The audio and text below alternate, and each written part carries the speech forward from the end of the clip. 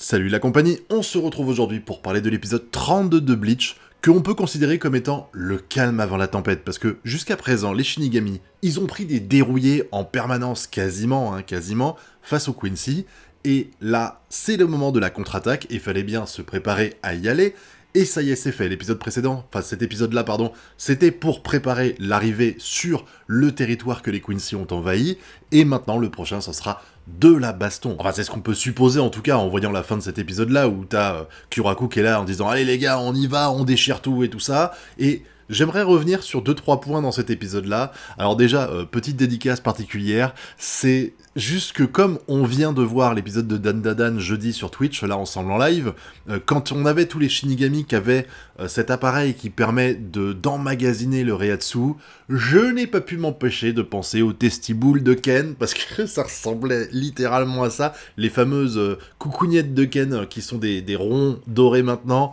Ça m'a fait penser à ça, voilà, j'ai trouvé ça marrant sur le coup. La coïncidence qui veut que on découvre ce truc de délire avec les coucougnettes de Ken le jeudi et que le samedi je revois ces objets-là que je suis sûr qu'on avait déjà vu dans le passé, mais là, à ce moment-là, voilà, ça m'a fait mourir de rire. Blague à part, le Sereitei, la Soul Society en tout cas, elle est en train d'être décimée. Tout simplement, parce qu'il y a tout cet amalgame dont on a parlé dans l'épisode précédent qui est encore présent et qui est visiblement contrôlé par Yhwach, qui va s'en servir en fait. Alors, de ce que je comprends ici, pour moi, c'est comme ça que j'interprète les choses, il récupère en fait les morceaux de la Soul Society, du Sereitei, afin de construire son empire à la place du royaume qui était là avant de la Division 0. Et il y a une réplique que je trouve incroyable de la part de Shinji, c'est que il est en train de dire que pendant que eux ils sont en train de créer un pauvre portail pour se déplacer jusqu'à la Division 0, les ennemis, eux ils détruisent carrément comme ça sans même avoir besoin d'être présents physiquement la Soul Society, le Sereitei,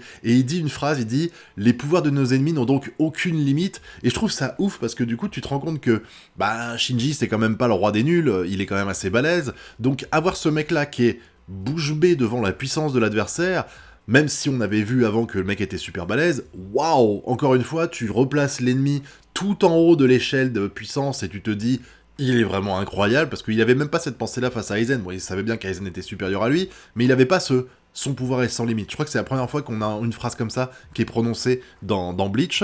Et puis de l'autre côté, Iwatch, lui, qui dit « Je vais créer un nouveau monde, je vais nous créer un nouveau monde ». C'est pour ça que je pense que les objets qu'on a dans le Sereitei sont récupérés pour créer ce monde dans la Division 0, même si je vois pas trop l'intérêt, parce que, alors, on ne sait toujours pas quel est l'objectif de Yhwach.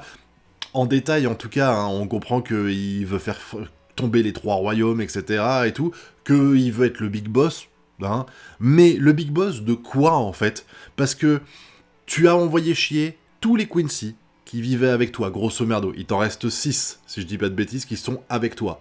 Tu viens de créer un royaume dans lequel il y a des milliers de personnes qui peuvent vivre. Le truc a l'air immense quand même, mine de rien. Tout ça pour 7 paires de couilles. Vous allez faire comment, en fait, pour que le royaume survive? Je sais pas, peut-être qu'il a un plan derrière, j'ai pas encore tout saisi, ou je me rappelle plus, mais j'ai pas souvenir, en fait, qu'il ait expliqué qu'il veut créer un royaume à l'image des Quincy ou n'importe quoi. J'ai juste l'impression qu'il était pas content du système des 3 royaumes, et qu'il a tué le roi, parce que, voilà, c'est l'âge rebelle de Yhwach, il a passé l'adolescence, il veut tuer son père, il l'a fait, bravo à lui, et du coup, il veut faire son monde, mais j'ai l'impression, soit il y a pas réfléchi avant, soit on est juste pas au courant, soit je suis trop con et j'ai oublié, c'est possible aussi, mais c'est vrai que quand tu vois toutes ces infrastructures qu'il a créées, j'ai envie de dire, pourquoi? Voilà, pourquoi? Bon, pendant ce temps-là, Ichigo, heureusement, ils ont détalé de la Division 0 au bon moment, T'as Grimmjow qui apparaît, qui se prend un coup de nichon de Neliel au moment où il arrive et il commence à provoquer Ichigo. T'as même Orihime qui est jalouse, parce que c'est vrai que Neliel, moi je l'aimais bien, je suis content qu'elle revienne, ça m'a fait plaisir, vraiment. La voix a changé. Bon, après, elle avait une voix insupportable, elle avait gardé sa voix gamine quand elle était adulte, mais tu vois Orihime qui rougit, là, qui est pas contente, parce que tu sens, Nail, elle est quand même proche de Ichigo, en tout cas, elle a toujours été très amicale, très affectueuse avec lui, donc ça la dérange, parce que elle veut ça, elle veut la carotte d'Ichigo, donc forcément, elle a pas envie de la partager, de ce que l'on comprend. Il y a juste une phrase que j'ai pas compris de la part de Chad, c'est quand il dit, et j'espère que c'est peut-être un problème de traduction, mais il dit, tu dois te demander pourquoi Urahara fait des trucs aussi chelous soit dit en passant, enfin, petite parenthèse, des trucs aussi chelous, c'est le bracelet qui permet à Nail de garder son apparence adulte, et je comprends pas en quoi c'est chelou et c'est inutile de faire ça, parce que Nail, elle va pas se battre quand elle est en mode gamine, elle est toute faible, alors que là, elle a son Reiatsu en mode quantité illimitée, enfin j'exagère évidemment, mais elle aurait servi à rien en enfant, donc c'est cool qu'il ait fabriqué ça. Je comprends pas pourquoi il dit ce genre de bêtises. Mais bon, c'est un détail, on va s'apercevoir très vite que, en plus de Grimmjow et de Nailiel, il y a d'anciens Fullbringers qui vont venir. Alors je me demandais comment cette joyeuse bande pouvait être utile, parce que déjà, Ganju et Chad, je vois pas à quoi ils servent, honnêtement. Grimmjow, bon bah j'espère qu'il a eu des power-ups de derrière les fagots ultra puissants, parce que s'il a pas une Segunda Etapa comme Ulquiorra, ou même Nail, hein, dans l'idée, ben ils vont servir à rien dans cet épisode, dans cet arc-là, clairement. Et les deux Fullbringers, là, en plus, c'était pas vraiment les soldats les plus dégourdis du monde, donc je me suis dit, pourquoi ils sont là? Et finalement, en fait, c'est pour créer un effet de surprise.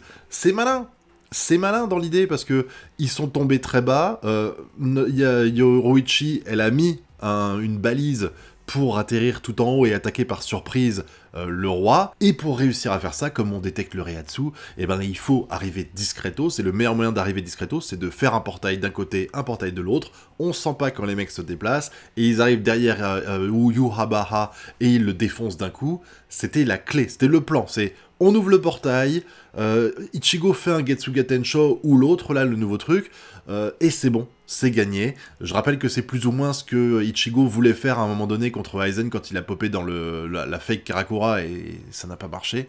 Donc là, je pense pas que ça marcherait mieux. Mais de toute façon, le plan va très vite tomber à l'eau.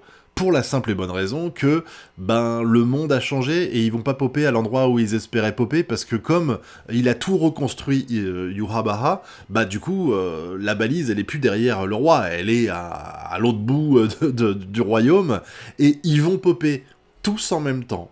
C'est-à-dire que on a d'un côté les Shinigami et quelques-uns des Quincy qui sont vénères, qui pop à un endroit. De l'autre côté, tu as Ichigo et ses camarades qui vont être là à se dire merde, comment ça se fait qu'on est ici, on est bien au bon endroit et tout ça. Yoruichi qui a l'air un peu terrorisé par ce qui se passe. Vraiment, j'ai trouvé que, encore une fois, je trouve que la tension, elle est vraiment très importante, elle est plutôt bien faite parce qu'on sent en fait qu'ils sont en danger. Des fois, il y a des animés que vous suivez en shonen, même si tu sais que l'adversaire est puissant, tu te dis non, c'est bon, on va s'en sortir. T'as pas ce sentiment de oh mon dieu, on est dans la merde. Et là, tu l'as, je trouve, ici, depuis le début de toute façon de cet arc-là, tu l'as et ça fait plaisir de le retrouver, parce qu'encore une fois, c'est une preuve de puissance infinie de la part de Yuhabaha, qui va être compliqué à arrêter. En plus de ça, on va apprendre 2-3 trucs, notamment par exemple le fait qu'ils ne peuvent pas utiliser le Reishi. Le Reishi, c'est ce qui permet de flotter dans les airs, en tout cas de s'appuyer pour marcher dans les airs, parce que les Quincy, et surtout le roi, ont sans doute fait en sorte que l'atmosphère ne le permette pas, soit trop dense, je sais pas trop comment c'est expliqué, ça m'a fait penser un peu à ce qui se passe dans Dragon Ball Daima avec le royaume des démons,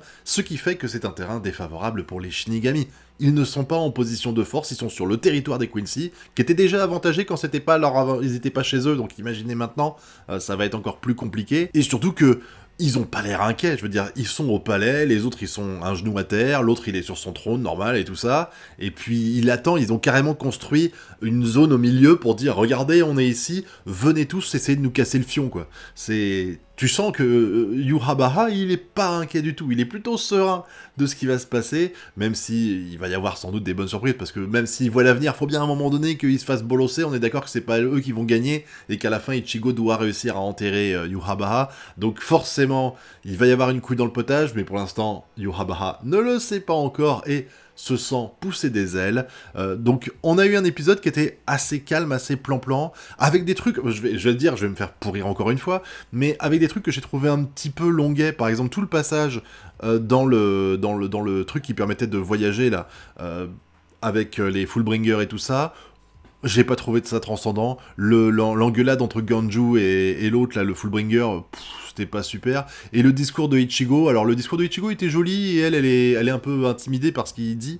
Elle rougit peut-être un petit peu, mais bon, dans l'idée, c'est sûr qu'ils allaient pas participer, donc c'est vrai que j'ai trouvé ça un petit peu longuet. En plus, tout ça, ça a pas servi à grand chose, parce qu'au final, l'objectif de toute cette mise en scène avec les Fullbringers et tout ça, c'était de réussir à arriver derrière le Yuhabaha et le prendre par surprise. Et finalement, ça ne va pas marcher, parce que ils sont pas à l'endroit qu'ils ont prévu d'être, à cause des remaniements qu'il a fait le roi. Et puis bon, en plus, l'effet de surprise est claqué, parce que dès qu'ils arrivent, la première chose que dit le Quincy au roi, c'est on sent le Reiatsu d'Ichigo et des capitaines, donc ils savent exactement où ils sont et tout. L'effet de surprise, c'est fuckhead. Mais encore une fois, c'est un détail anecdotique vis-à-vis de ce qui se passe et surtout vis-à-vis de ce qui va se passer à l'avenir. Il y a juste un truc que je trouve chelou, c'est que j'ai pas l'impression qu'ils ont embarqué avec Aizen. On l'a pas vu dans la nouvelle zone là, ou alors j'ai raté le passage. Il a même pas participé pour donner son Reiatsu. Tu sais, ils sont là, les gens ils font ah, si Ukitake était là, c'était lui qui a le plus de Reiatsu, on aurait pu faire le portail facilement.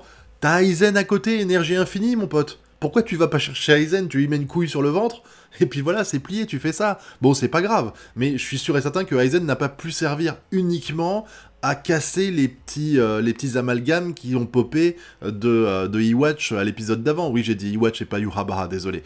Mais forcément qu'il intervienne un petit peu plus, et on verra sans doute ça dans les prochains épisodes, mais voilà. Bon, par contre, je voudrais revenir aussi 2 secondes, encore une fois, sur la scène de Ichida, dans lequel on le voit repenser à Ichigo, parce que moi, si on revoit ça, c'est pas anodin. C'est encore une fois pour montrer l'attachement qu'il a envers Ichigo. Parce que s'il en avait rien à foutre de lui, eh ben, il aurait pas revu la scène en se demandant, parce que là, on n'a aucune phrase, mais on se doute que s'il repense à ça, c'est pas genre « Ah, c'est génial, je me rappelle quand j'ai buté Ichigo il y a 2 minutes ». Forcément, s'il repense à Ichigo, c'est parce qu'il se demande dans quel état il est, parce qu'il a de l'affection pour lui et qu'il ne veut pas le tuer, parce que, encore une fois, je le répète, pour moi, il est évident que Ichida, c'est un agent triple, puisqu'il a trahi Ichigo, et à la fin, il va forcément trahir Yuhabara tôt ou tard, hein, on sait pas quand, mais pour moi, encore une fois, cette scène-là, c'est pour insister sur le fait que Ichida, non, il n'est pas du côté des Quincy. Pour moi, cet épisode-là, c'était un peu la transition entre le moment où ils se sont fait casser le fion avant, et le moment où ils se préparent à casser le fion des Quincy. Donc il fallait bien un épisode pour en arriver là, et c'est cet épisode-là. Maintenant, je suis surtout hypé par l'épisode d'après, parce que là, on va envoyer du lourd, clairement, et j'ai hâte de voir ça. Maintenant, à vous de me dire ce que vous avez pensé de cet épisode-là dans la zone commentaire. Vous connaissez la chanson, le pouce bleu, l'abonnement et le partage. Quant à nous, on se retrouve très bientôt pour de prochaines vidéos. Tchuss!